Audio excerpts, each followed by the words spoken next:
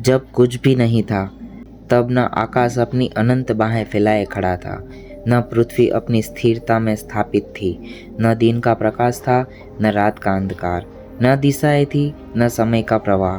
केवल एक गहरा अथाह अनंत मौन समस्त अस्तित्व पर छाया हुआ था। वो मौन इतना व्यापक था कि मानो स्वयं काल भी उसमें विलीन हो गया था। पर उस मौन के भीतर भी एक सत्य विद्यमान था, एक ऐसी उपस्थिति जिसे न इंद्रियां देख सकती थी, न बुद्धि समझ सकती थी। वह परम चेतना, निराकार, असीम और अनंत। न उसका कोई आरंभ था, न कोई अंत था। वही आदि तत्व था, वही सनातन सत्य था। अनगिनत युगों तक केवल वही चेतना विद्यमान रही, अपने ही स्वभाव में स्थित, शांत और पूर्ण। फिर उस असीम शांति में एक सूक्ष्म कंपन उत्पन्न हुआ। वह कंपन इतना कोमल था जैसे शांत सागर की सतह पर पहली लहर जन्म लेती है। उसी कंपन से प्रकट हुआ कारण सागर, अनंत गहरा और दिव्य जल राशि। चारों ओर केवल जल ही जल था, जिसमें आकाश का भी कोई प्रतिबिंब नहीं था, क्योंकि आकाश तभी अस्तित्व में ही नहीं आया था। उसी कारण सागर के मध्य एक दिव्य पुरुष प्रकट हुए।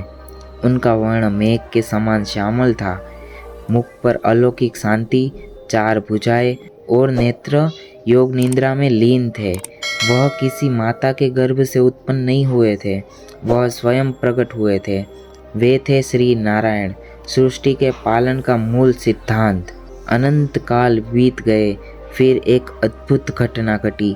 नारायण की नाभि से एक स्वमीर्ण कमल प्रकट हुआ। वह कमल धीरे धीरे विस्तृत होता गया, जैसे स्वयं ब्रह्मांड आकार ले रहा हो।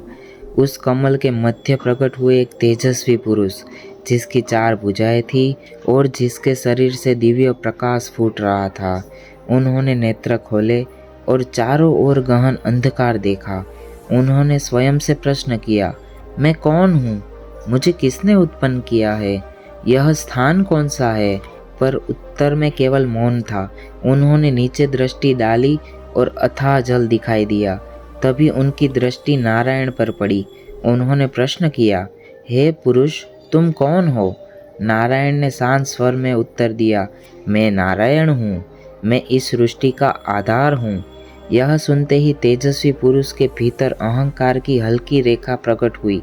उन्होंने कहा, मैं कमल से उत्पन्न हुआ हूँ, मैं सृष्टि का रचयिता हूँ, मुझसे ही सब कुछ प्रकट हुआ है, मैं ही सर्वोच्च हूँ। वे थे ब्रह्मा।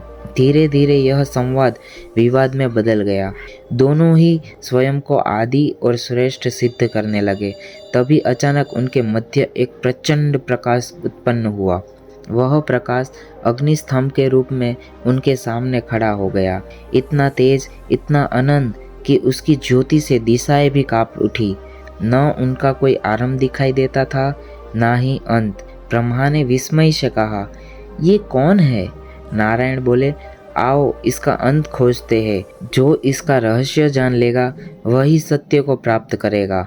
नारायण वराह रूप धारण कर उस अग्निस्तंभ की गहराई में उतर गए। वे नीचे जाते रहे अनंत गहराई में, पर अंत नहीं मिला। उधर ब्रह्मा हंस रूप लेकर ऊपर की ओर उड़ चले। वे ऊपर ऊपर ऊपर जाते रहे, पर शिखर कहीं नहीं था। हजारों वर्षों की खोज के पश्चात नारायण लौट आए। उन्होंने विनम्रता से कहा, मैं इसका अंत नहीं पा सका, यह अनंत है। पर ब्रह्मा को मार्ग में एक केतकी पुष्प मिला, जो उस ज्योति से गिरता प्रतीत हो रहा था। अहंकार ने उसकी विवेक को ढक लिया था। उन्होंने पुष्प से कहा कि केतकी साक्षी बने कि हम शिखर तक पहुंच गए हैं। और तब वे लौट आए और उन्होंने घोषणा की, मैंने इसका अंत देख लिया है, यह पुष्प मेरी साक्षी है। उसी क्षण वह अग्निस्तंभ गर्जना करने लगा। उसकी ज्योति से पूरा आकाश कपायमान हो गया। उस अनंत प्रकाश से एक दिव्य पुरुष प्रकट हुए, जटाधारी, त्रिनेत्रधारी, नीलकंठ, गंभीर और अडिग। उनकी उपस्थिति में मानो समय भी स्थिर हो गया। उनका स्वर गूंजा, मैं ही आदि हूँ, मैं ही अंत हूँ, मैं ही परम सत्य हूँ। वे थे महादेव शिव, वह चेतना जो सृष्टि के पहले भी थी और अंत के बाद भी रहेगी। उन्होंने ब्रह्मा की ओर देखा और कहा, असत्य और अहंकार से सत्य की प्राप्ति नहीं होती। ब्रह्मा का सिर लज्जा से झुक गया। फिर शिव ने नारायण की ओर देखा, तुमने सत्य स्वीकार किया, इसलिए तुम पालनकर्ता बनोगे। ब्रह्मा को आदेश मिला कि वे सृष्टि की रचना करेंगे, पर उनकी पूजा दुर्लभ होगी। केतकी पुष्प को भी श्राप मिला कि वह शिव पूजन में स्वीकार नहीं होगा। धीरे धीरे वह अनंत ज्योति शांत हुई, पर उसका प्रकाश ब्रह्मांड में फैल गया। ब्रह्मा और विष्णु ने समझ लिया कि वे भिन्न नहीं है, वह उसी एक परम चेतना का विविध रूप है। सृष्टि, पालन और संहार के सिद्धांत। देवता जन्मे हुए प्राणी नहीं थे, वे ऊर्जा के साक्षात स्वरूप थे। जब चेतना सर्जन करती है तो वह ब्रह्मा कहलाती है, जब संरक्षण करती है तो वह विष्णु होती है, और जब अहंकार का नाश करती है तो वह शिव बन जाती है। सृष्टि बनती है और मिटती है, रूप आते हैं और विलीन हो जाते हैं, पर जो कभी नहीं बदलता वो परम सत्य है।